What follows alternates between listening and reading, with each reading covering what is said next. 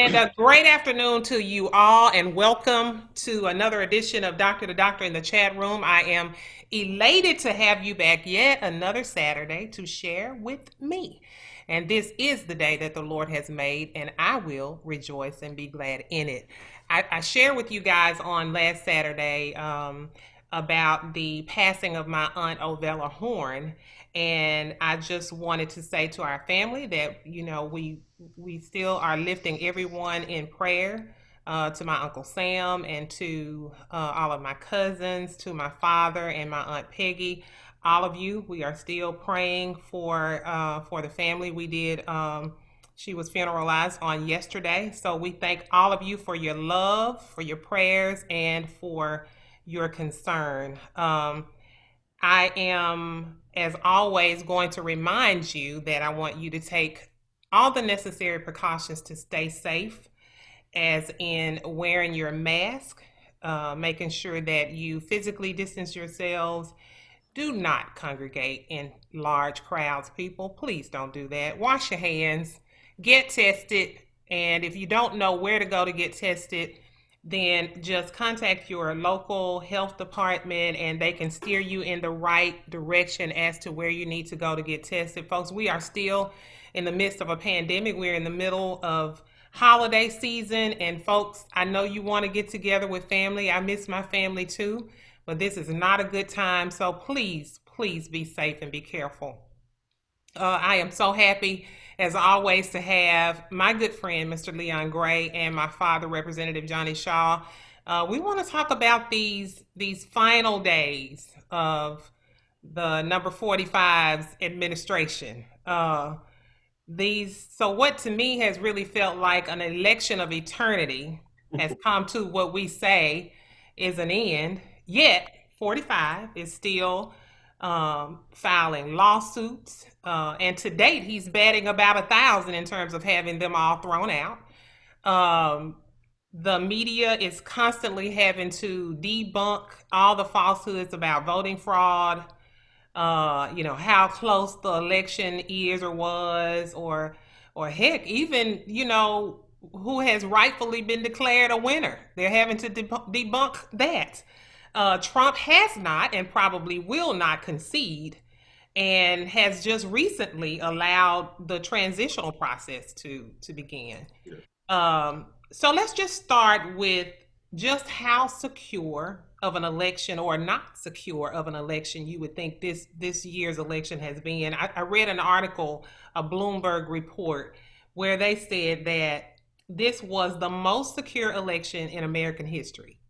Mm-hmm. The states and the feds, all of those officials said that they had the utmost confidence in the security and integrity of this election. And as an African American woman who has witnessed voter suppression at its finest in my days, I find it odd and just really downright disgraceful that 45 is raising all this ruckus about fraud in this election. And I believe, too, that the election has been pretty fair. What do you guys think? Well, good day to you, both of you. And I'd have to say that this is par for a course that we've been running, and I'm sure Representative Shaw will agree with me. We've been running this course since January 20th, 3.5, almost 4 years ago. Trump came off the podium as the 45th president and immediately started talking about election fraud. That he would have won by even more votes if it hadn't been for the election fraud. He immediately started talking about his rallies. He's not even settled in the White House, and he's talking about having rallies to get his base out and energized for the next 4 years. And this is on election day back in 2016. It's all but unbelievable, but it literally happened. It was on inauguration day, 2016. So he's never stopped saying that the ballots were bad. Even when he won, come on, think about this, y'all. Even when he won, he could have won by more if the ballots, if it hadn't been for those bad ballots. Mm-hmm. So this has been his MO from the time he put his hand in the air and said, "I, Donald John Trump." This has been his MO to try and debunk everything that goes on that does not suit him. Yeah. Well, I'm going to tell you guys, though, and thank you for having me on, Dr. Shaw. I'm going to tell you guys, here's what. This is the way you lead a country from a democracy into communism and dictatorship. This has been Mr. Trump's thoughts and ideas all along. You know how it is, if you tell somebody something long enough, if you say something long enough, people believe what you say. Now, he's starting off with about 70 million people on his side, give or take, okay? And he's going to keep on saying that overturn the Biden administration, where it just turned out to be nothing. It'll just be one of those things where people will say this was one of the worst administrations we ever had. And Trump's going to keep on saying what he's saying. And by the time the Biden administration is over, everybody will be convinced. But this is the way. And let me just say this while I'm talking.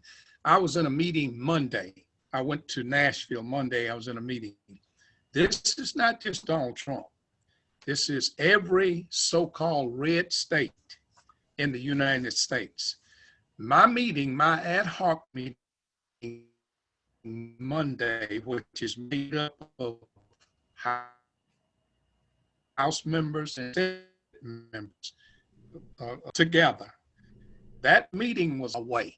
He had too much power. He has too much to give orders like wearing masks. The governor shouldn't be able to give that order, so to speak. Now, they didn't say that in that meeting, but that's the idea. And if you notice, our governor has not yet said people ought to wear masks on a statewide basis. He said that's left up to the mayors and that's left up to local officials.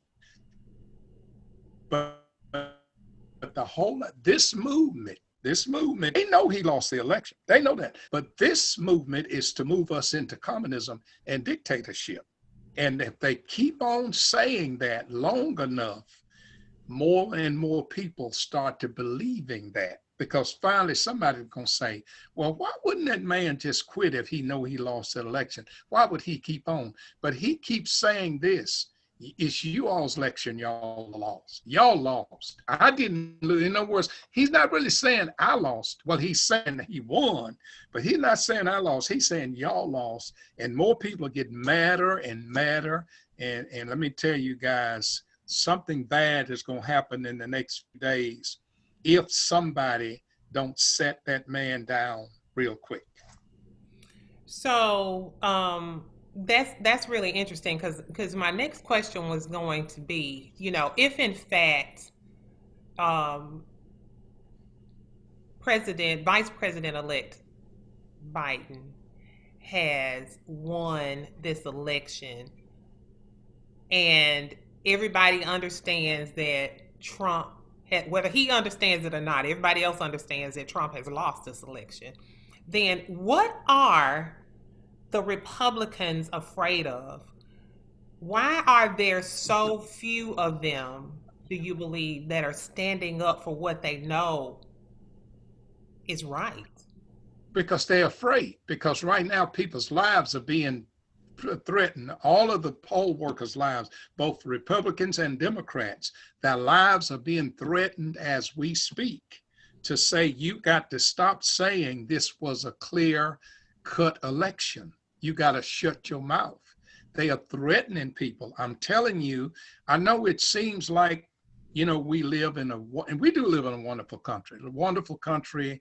God has blessed us in so many ways, but I got to tell you, we're closer now to dictatorship than we have ever been in all the days of our lives. And yet, while people are moving us in that direction, they are smiling in our faces as they do it. Wow. So I want to come back to this whole thought of, what could happen in these last few days, but let's go to the election certification process. Talk about that.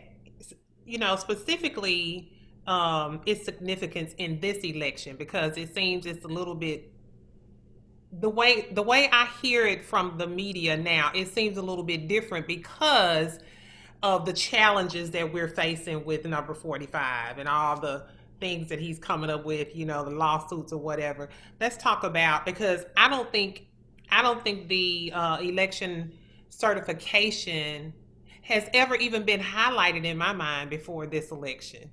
It's like you hear the winner declared on election night and you move on. Well, each Well, state, go ahead, John. go ahead. Well, but yeah, you're right. But I mean, that's one of the things that have happened. What he's doing has brought out so many pieces of the election process that we never had folks had to talk about before. Because normally, after a candidate win, everybody kind of forget about the election. They know that there's a certification process, but nobody know what day it is. Nobody really cares. That's what the internal people do. But because of what Donald has done and what Leon brought out at the very beginning of the program, he started this from the very beginning of day one when he was sworn in, when he came down that elevator. I don't know if he'd been sworn in or whatever, but he has been moving this way ever since he's been in the White House. And earlier on, before the election, remember, he kept saying, I'm going to win if it's not rigged. He kept saying that. That was setting it up. I'm going to win. Now, if I'm running against Leon, if we're running for the same office, how do I say I'm going to win if it's not rigged? How do I know it's going to be rigged? Who said it was going to be rigged? He said these are his people. All of the people in these states that he is challenging, they were Republican state people who certified the election. They were not Democrats. Democrats helped count the votes, but these were his people. So he said, and guess what? Nashville legislators are saying to their own governor, we don't trust you. I'm telling you, this Republican Party is, I agree with them 100%. This party has. Y'all, look, I don't know what to call it. I don't know if it's a cult or what, but it's moving in a direction. What's say? It's moving in a position that's going to mess a lot of us up. That's all I can say. You were going to say, if we don't get something done. I totally agree with Representative Shaw. Even if he puts on his reverend hat or his representative hat, either one, he's right on this one. Yeah. 100%. What we have in this election that is different, other than the candidate for the Republican Party who happened to be the incumbent and who has been different for the last 4 years, right, and the year and a half he ran for the office before that. Mm-hmm. But what we have is a race that, despite the numbers, and I think we're right at 8 million popular vote now. Yeah, almost 8 million more popular vote for Biden. But then when you come down to dividing red and blue states, then we get to that 270 number out of 538, known as our historical electoral college. And let me just read a few headlines, because they're coming up every day. More than 30 defunct lawsuits in 30 days attempted by President Donald Trump and his backers overturned. Yeah. In every court they were filed in, overturned in every court they were filed in. And then even in places where the few little electoral votes wouldn't even count. Sometimes Wisconsin is a player. Wisconsin is not even a player in this election. Nope. Yet the Wisconsin Supreme Court on Thursday had to reject President Donald Trump's challenge to certify their election, and they certified it. Mm-hmm. Back to that process. It's very simple. Every state does the time limit different. Some states say 10 days after the election.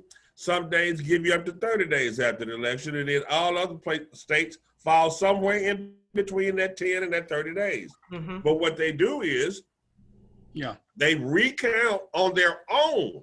You don't even have to ask for a recount. They recount the votes on their own the first time, Yeah. even Tennessee. And then they that's what the certification is. Let's make sure we got it right. Make sure you got it right. Yeah. That's what the certification is. So you're supposed to, your party is supposed to pay.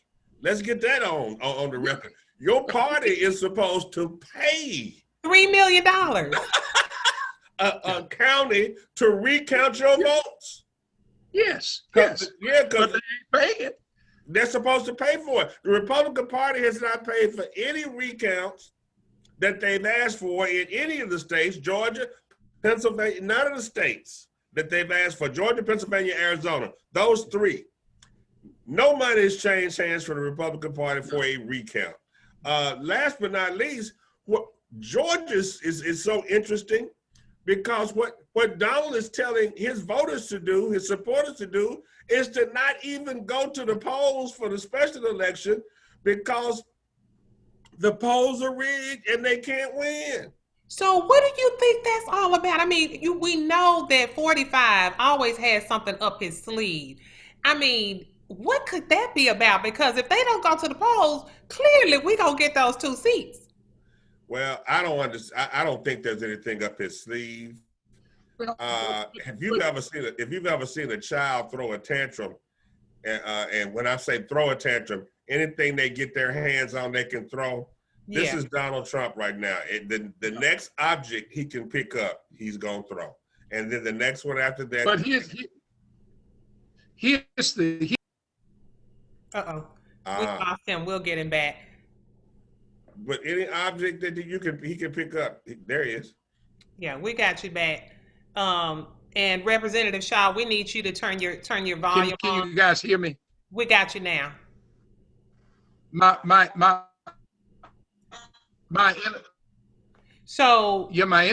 internet connection is bad. Okay. Yeah, we'll come back to you in just a second. Go ahead. I think I'm on now. Okay, go ahead. Okay. Well, but this is a part. The not voting in Georgia is a part of what the whole movement. If they don't go vote, then they're gonna argue, well, nobody won it because either side didn't even vote. That's the whole idea. Well, that fits in with the whole scheme of things. Well, I don't care about that. That's the whole idea. But it's still going to be an official election, but still the argument is going to be, but we going to court now because our folks didn't even vote. Y'all didn't win that election because only y'all's folks went out and vote. But that's part of the whole scheme, is to lead us to where he is trying to lead us. I'm telling you, it's a scheme behind the scheme. Okay. The Supreme Court's not going to allow none of the state Supreme Courts where this may end up, and it has to go to the state Supreme Court in each of the states that's being challenged before the feds, in fact, the federal Supreme Court even hears it. Trump doesn't know law. He doesn't know rules. No. He knows he appointed. He knows he's got the numbers. And his attorneys don't know law, apparently. No, Giuliani doesn't. Well, he passed the bar in New York, I would assume. But they don't understand two things. The two things that they want to try and do. One, after they fail in their efforts to get ballots thrown out. One thing we don't know is that's a big piece of conservative talk radio right now. There are people calling in to talk on those crazy shows all day long, talking about the number of ballots that are going to be thrown out and the fact that Trump's going to win. These people literally believe, because they've been told. Yeah. They've been told ballots are going to be thrown out. So they believe it, and they're calling Sean Hannity and Rush Limbaugh and the rest of them, and they are having an amen party about throwing out hundreds of thousands, if not millions, of ballots in different states so Trump can win. Part two is they also think that the state legislators can go back and reconvene. Johnny, I'm on your street now. The state legislators can go back and convene and pick a whole new group of electors to go vote for Trump, despite what the vote said. They believe that. It's incredible. It's truly incredible. And there's no way that any state Supreme Court is going to let a new set of electors be seated after election. It's not going to happen. We'd have civil war all over again. So I forestated that they just recently, I think it was November 23rd, when Emily Murphy finally said, wrote the letter and said, we're going to start the transitional process. And that's where I want to start when we come back from break. We'll be right back on 94.7 FM. And we're back on 94.7 FM. We're talking about the final days of the Trump administration. I am here with Mr. Leon Gray and Representative Johnny Shaw.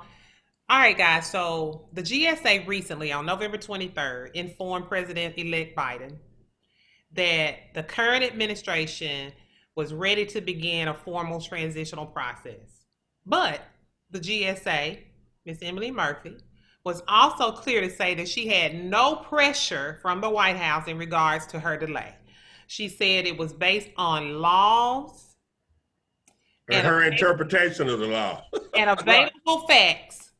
And so I want to know, what law and what available facts do you think she may have been referring to? None. Trump laws. None. Yeah. There has been nothing. One thing's for sure. Put on your Reverend hat, Rev Shaw. One thing's for sure.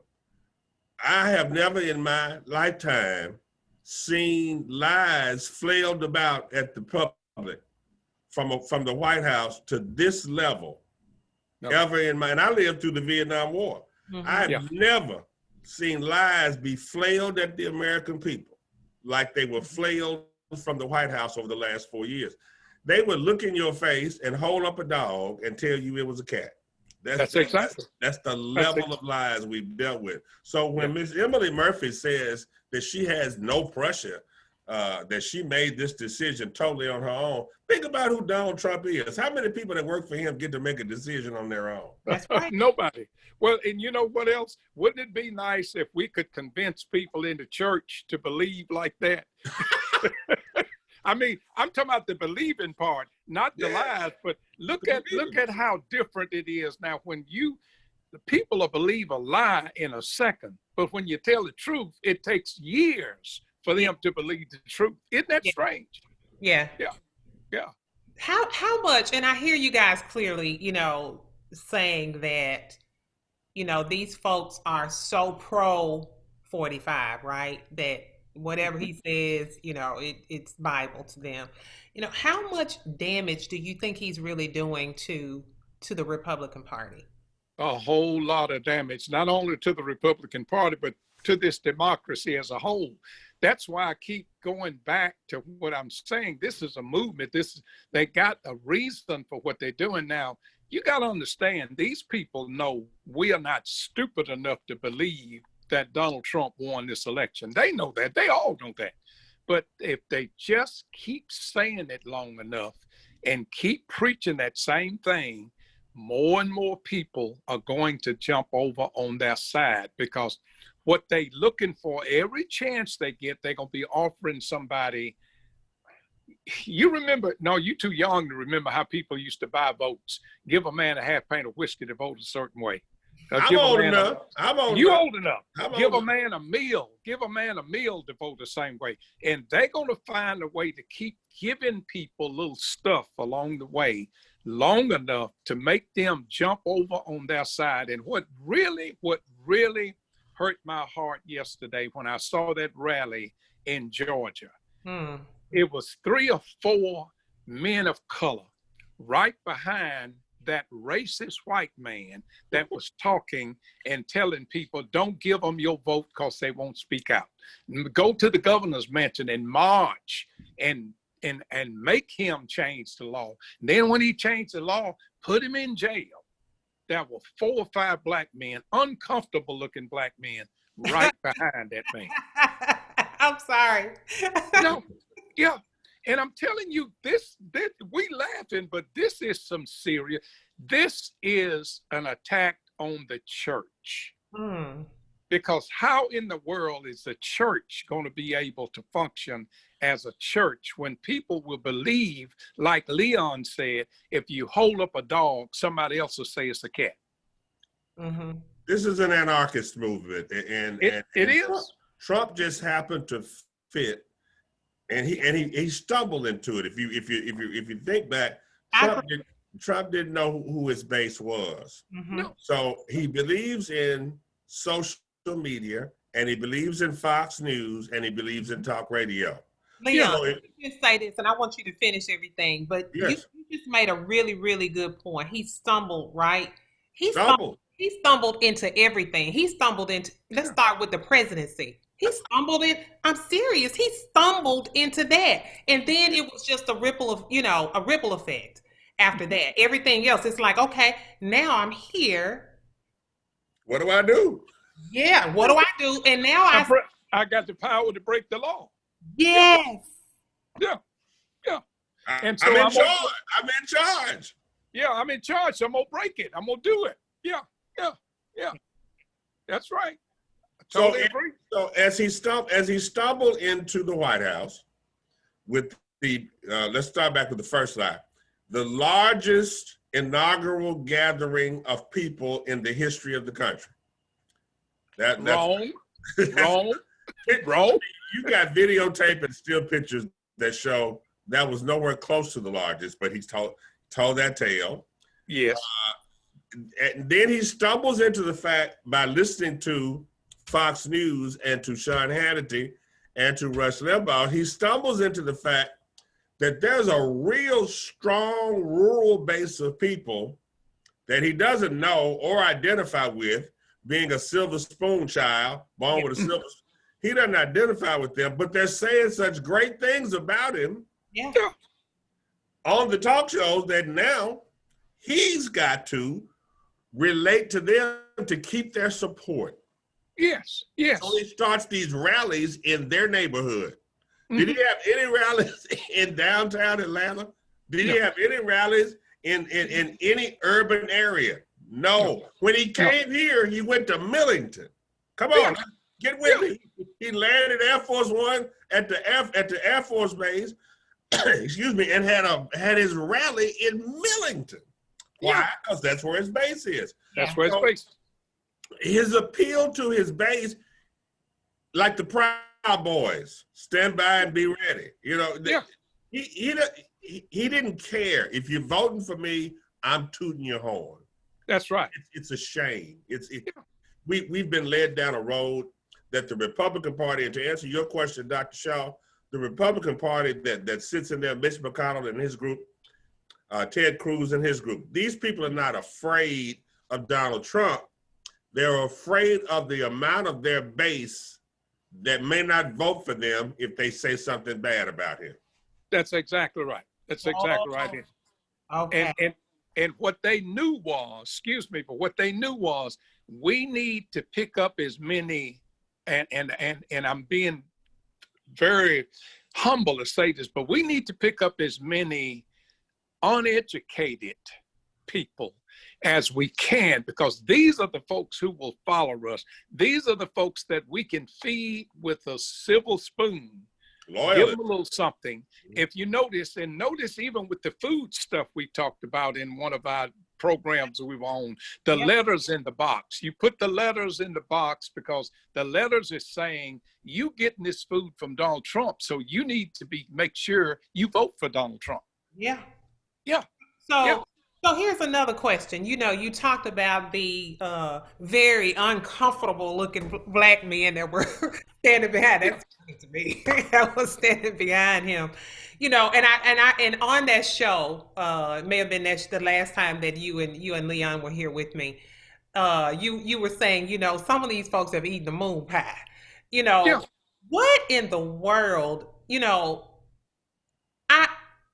I know that we're living in different times, and this is not to be derogatory, towards people, that grew up during my grandparents or my great grandparents' time that were less educated, right?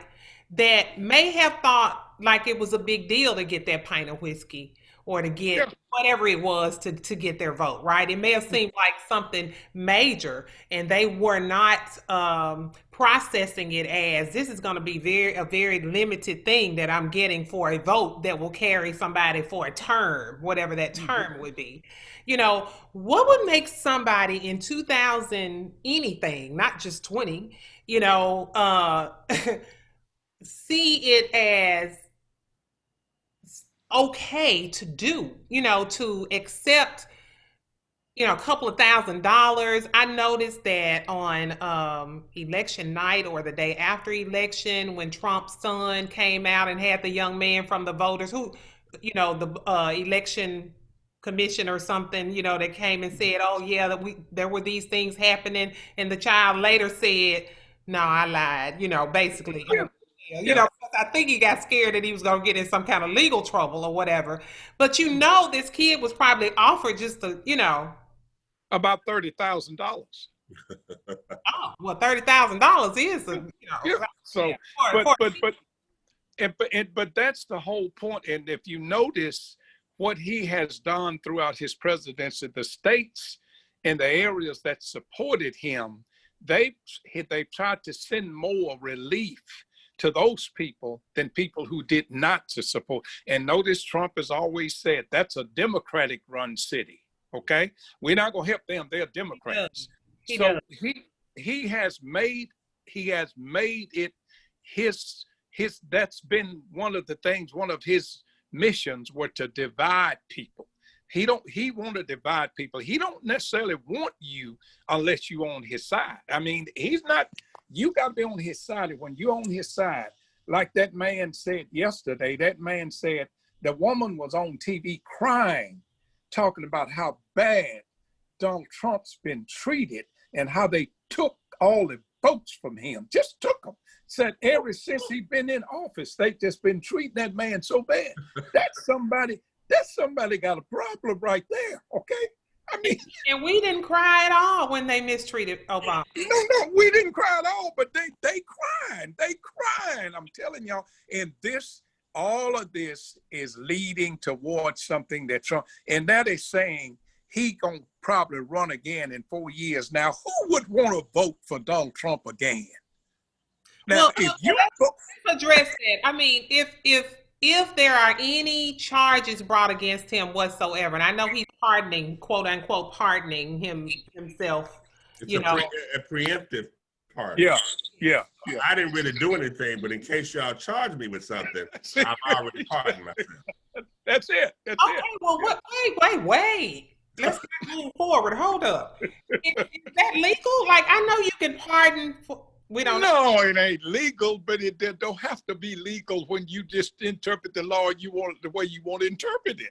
Oh, my God. What will happen when the U.S. attorney gets involved is the pardon will have to have some charge in the affidavit. Right. It has to. Then they're going to ask Trump, what are we pardoning you for here?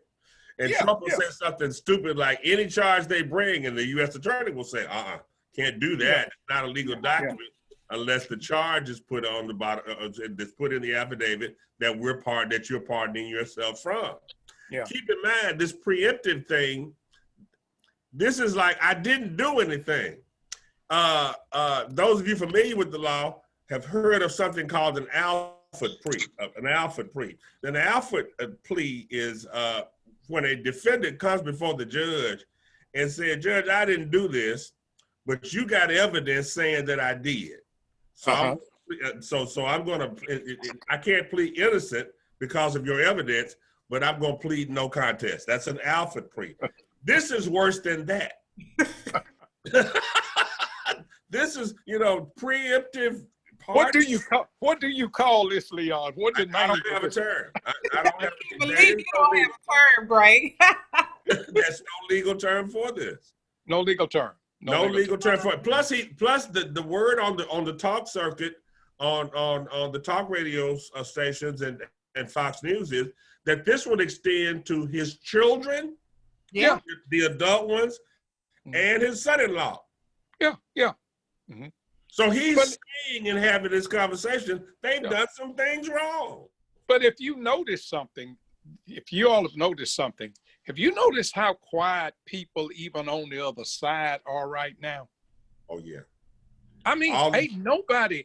Just think about if Barack Obama had done this. Just think of. Just stop a minute. Let's hit the brakes. Stop. Put your brakes on.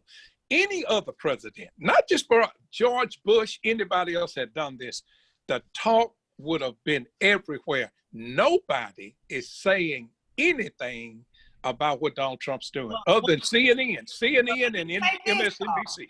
Let me say this. In terms of social media, they have moved to particular social media sites of their own. You have to show like do some special stuff to even get on it. It's not like the regular. They You moved. got to do what them black men did yesterday. Well, and I'm saying like you have to provide a picture to get in there, Yeah. or something. I can't remember the name of the site. I mean, on election night or maybe the day that they declared Biden the winner, they all moved. off mainstream. Yes. Yeah. Yeah. And as Gray said earlier, they got their little certain talk shows or whatever that they, you know what I'm saying? The reason we aren't hearing it is because it's not in mainstream media. It's not in mainstream social media. So that's why we're not hearing it. They're very quiet in the sense that we just can't hear them. Yeah, I guess so. Yeah. But are we tired of it anyway, though? Oh, I'm so glad we can't hear him. I'm in a Facebook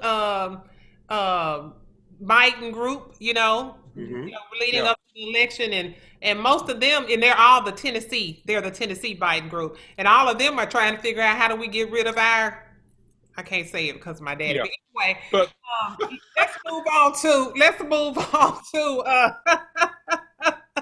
is Biden gonna be sworn in on January 20th? Yes. Oh, absolutely. Yes, absolutely. Yes, he will be. Will 45 be there to witness it? No. Yes. You think it will be? Yes, one says no. I say no. I'll go ahead. Let me tell you. What I think is going to happen, he's going to get out of Air Force One, which he's been using. Now, that's something else, and I'm going to get to my point. But for the last 4 years, taxpayers of this country have been sending him around the country to campaign for his own benefit. He's been campaigning off of taxpayer dollars, riding around in Air Force One. He goes golfing in Air Force One. Everywhere he goes, taxpayers pay for it. And I recall when Obama was president, they were complaining about him using Air Force One too much. But here's my prediction. My prediction is that on January the 20th, on January the 19th, he gonna get in our Air Force One and he gonna fly to Russia and park it. And the United States Army is going to have to go to Russia to pick it up. Wow. He's going to move out the country. Because I'm telling you, it's too much against him.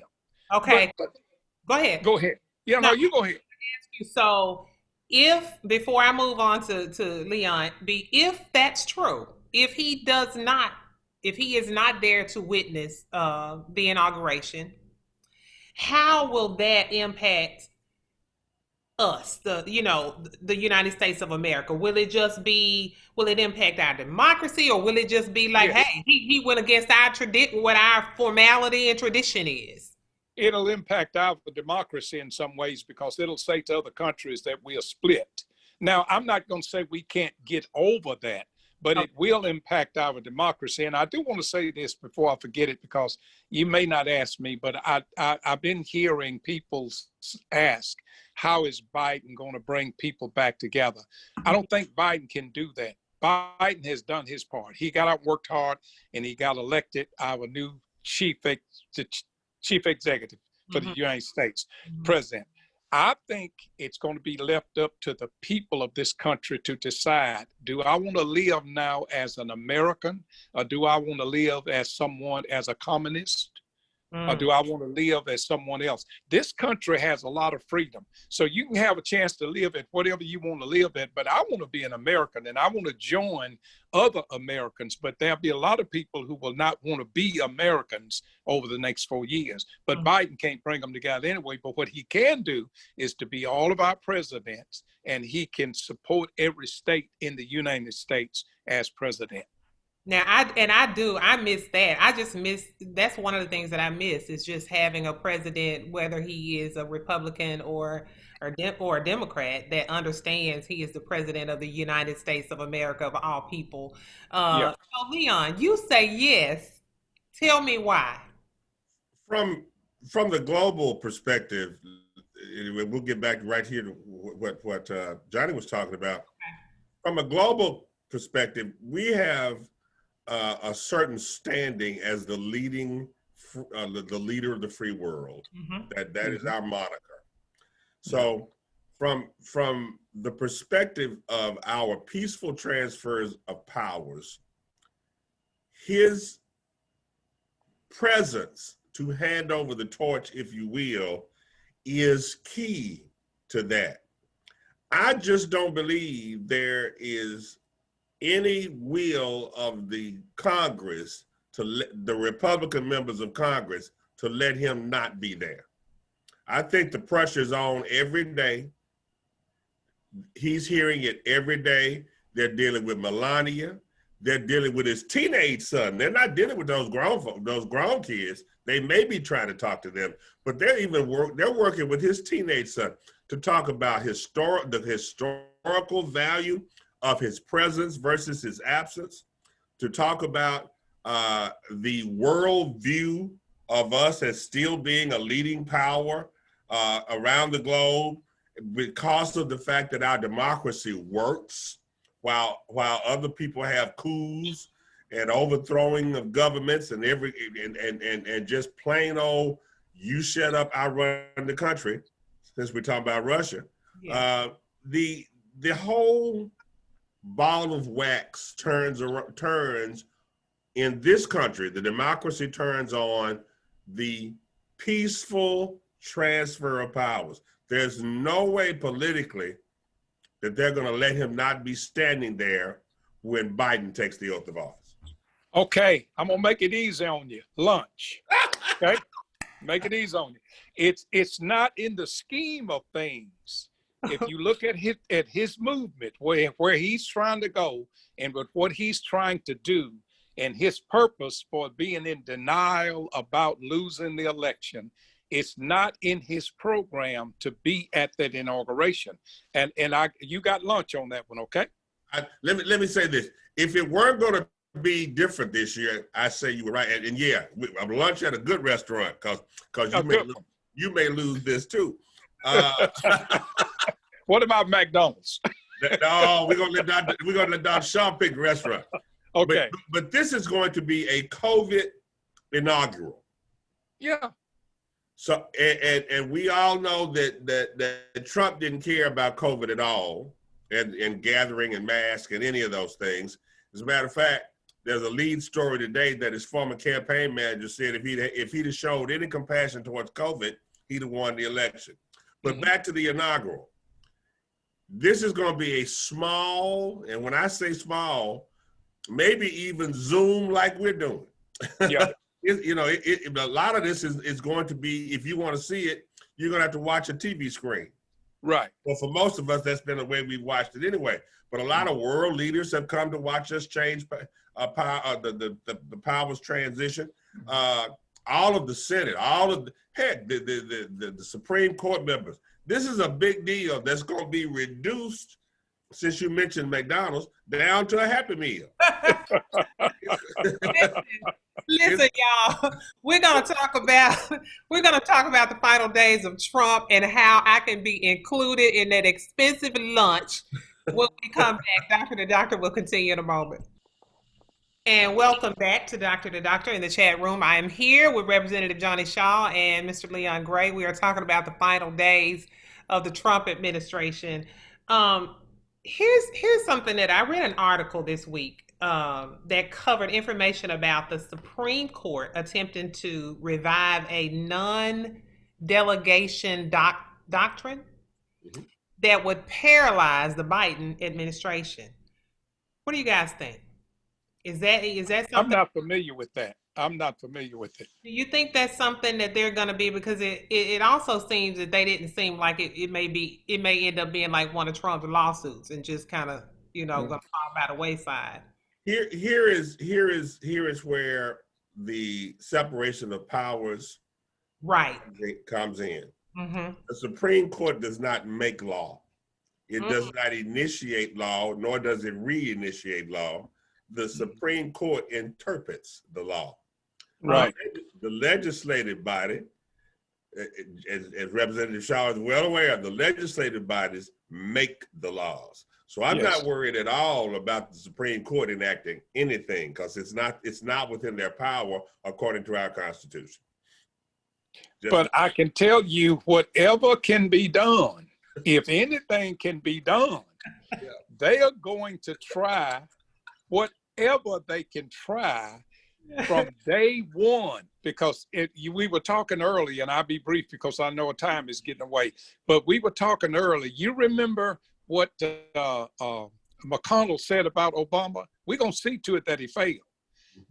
In this scheme of things, they're planning, unless now, if we can get the Senate back, if they sit at home and don't vote on January the 5th and we get Senate back, then the president and this House and Senate can do whatever they want to do. You're right, they can make laws to do whatever. But if we don't get the Senate back, I'm telling you that this will be a movement to make sure that the Biden administration failed at everything they try to do. Mm-hmm. That's going to be their move. That's part of their movement to move through the next 4 years. So somebody, if not Donald Trump, but a Ted Cruz, a Marco Rubio, or some of them quacks, if you will. I can call him a quack. They quacks. And you can quote me on this. Marco Rubio is nothing but a quack. Trump talked about his daddy and mumbled like a dog. Now he's sucking up to him like a little baby. That's a quack. Okay? But that's exactly what's going to happen unless we can take the Senate back. Mm-hmm. But and since you mentioned Ted Cruz, he got elected as an obstructionist. He told the people in Texas in that district that sent him to the Capitol, he said, if you send me up there, I'll stop them from doing anything. That's how he got elected. Can you imagine electing somebody to go up and just be a disruptor? Well, that's how he got elected. Yes. We got people like that in Tennessee, my friend. Yes. And you know him personally, don't you? Yes. you see him all the time. All the time. Yeah. So with the time being short, I'll just say this. They're going to throw everything they can at Biden to try and derail any positive things that he does. But yeah. I'd be remiss if I didn't remind everybody that the $2 trillion tax cut, that's what the tax cut cost the American people. Mm-hmm. The $2 trillion tax cut, which is now going into its third year, mm-hmm. which means we $6 trillion short, mm-hmm. plus interest. Biden has no choice but to have a Congress that's willing to raise taxes. I know that nobody wants to hear those two words. Yeah. But in order to see, COVID-19 is the X factor here, and buying and delivering a free vaccine to 330 million people is going to cost trillions of dollars. But I think what he's planning on doing is getting it from that $400,000 up salary. I think, that's what he talked about early on. I don't think he's planning on raising taxes on everybody. But no, not everybody. But that $400,000 salary and up, I think that's what he's talking about. But, but I'm just saying he's got to do what he's got to do to get this country back on track the best he can. But we'll have to wait and see and how much attention the media gives Donald Trump after January 20th. And I pray they don't give him none. I pray that they don't even let him on TV ever no more. He will have his own media. His own media. And only his folks will watch it. Well, Yeah. Rupert Murdoch, man, you know, he's good. He's good media for the people who were Trump people, and that was 70+ million of them. Mm-hmm. Yeah. I run a TV station, and I think having him on, and Rupert Murdoch owns Fox Network. So you on a radio station, so you understand ratings. Trump will get some time on the TV on the networks that value those 70 million voters. Mm-hmm. That's it. And that's unfortunate. Now, I want the time to be negative. I want it to be in handcuffs and in courtrooms, getting out of police cars. You know, hold your head down, Mr. President. Hand behind his back. Okay. I want him to get all the TV time he wants, but I want it to be very negative TV time. Let's take guys. To talk about President-elect Biden's cabinet. Where you think? Yeah, I think it's fantastic. Yeah. From what I've heard, I've only heard a couple of negative things about a couple of negative, and I didn't know them, so I can't speak one way or the other. But I think he's putting together a very well-versed team who has the experience to pick right up, because I think a lot of these are Obama cabinet members. They've already served. They may be serving in different positions, but they've already served. They know where the bathrooms are in the White House. They know how to get started. So I think that he's selected a good group. Mm-hmm. This is another point about how crazy the 70 million are. If you listen to conservative talk radio, all they're talking about is the Senate blocking all of his appointees. Yeah. They're serious about. I mean, okay, shoot me. I like listening to people talk crazy, so I go over to those stations sometimes and listen. Every other day. Yeah. They are vehement about the Senate blocking all of Biden's appointees. They're adamant about it. Yeah. But I think the people that he's brought forth, I think the communications department being all female is groundbreaking. Yeah, I was going to ask about that. That was just amazing. Yeah, that's groundbreaking. Yeah. And then Condoleezza, that's Freudian. Then Ms. Harris, our VP, Kamala Harris, turns around and she's got part of her staff. The communications part of her staff is all female. So for those women who have said that we needed more voice in the White House, it's there now. If you got it. Yeah. All these things are approved, it's there. Yeah. So this popped up. I think Dad kind of mentioned something about the vaccines or something earlier. This popped up from CNN as we were talking, that President-elect Biden tells Jake Tapper that he will ask Americans to wear masks for 100 days after he takes office. So, which I think is a great thing. You know, we're going to be, the masks are hopefully going to be mandatory. That's because we know that the masks are working when people don't do those things that we've been told not to do, that the numbers go down, right? Science has proven that.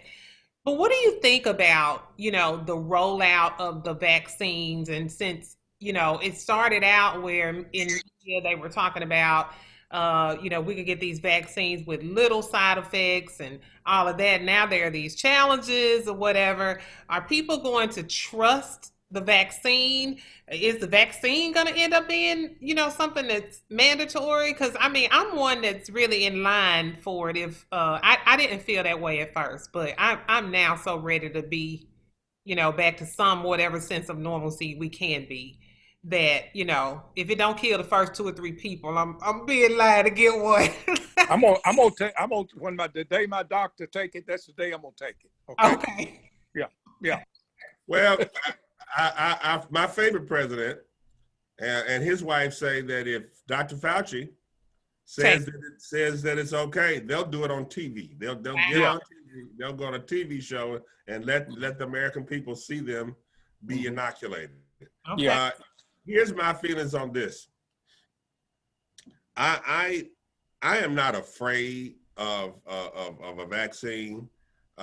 Take flu shots. I've taken flu shots all my life. Yeah. Here, these experimental drugs, I know they're going to have side effects on some people, and everything that affects me doesn't affect you guys, and vice versa. Mhm. So, while I'm not going to, if they say it's my turn, yes, I'm rolling up my sleeve, and I'm pretty much like Johnny on this one. If my doctor takes it, I'm going to take it because she's pretty smart person. Yeah. But I don't think people who are tired of being cooped up are going to wait on taking the vaccine. If the vaccine will allow me free movement again without fear, I think we're going to take it. I think the American people are going to jump out. But you still gonna have to wear the mask for a long time. Oh, absolutely. But I still, but understanding that I've been inoculated and and my body is beginning to grow some immunity. Based on the inoculation itself, and it's 2 shots, folks, 3 weeks apart.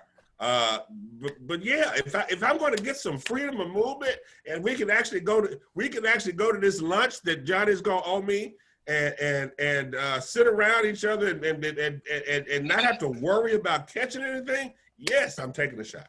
Yeah. Hey, Dr. Shaw, that's the reason why I told him about the free lunch, because I know we ain't gonna be able to go. Listen, you didn't put a deadline on it. Come on, Nigel. One final thing before we move to a close. What do you think Trump's role, and you kind of touched on it just a little, what do you think his role is going to be moving forward after January 20th is over, and Biden and Harris are in full swing with their team in the White House? What do you think his role is going to be moving forward? One word, chaos. I'll go with disruption. I'll go back to Rupert Murdoch's Fox Network. I can see him being a consultant if not a daily, on a weekly basis, just to talk bad about the administration. Yeah. Chaos all the way. That's the whole idea. I can see Fox News having an exclusive Donald's Corner, or whatever they want to call it. Today's update about the White House from Donald Trump, your former president. Yeah, I can see that.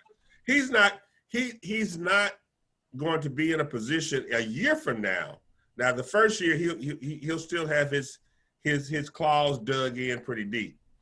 In my opinion, a year from now, as we get ready for the midterm elections, he'll be less of a factor, and people who are serious Republicans will start to move away from him. You think he's going to fizzle out eventually? Yes.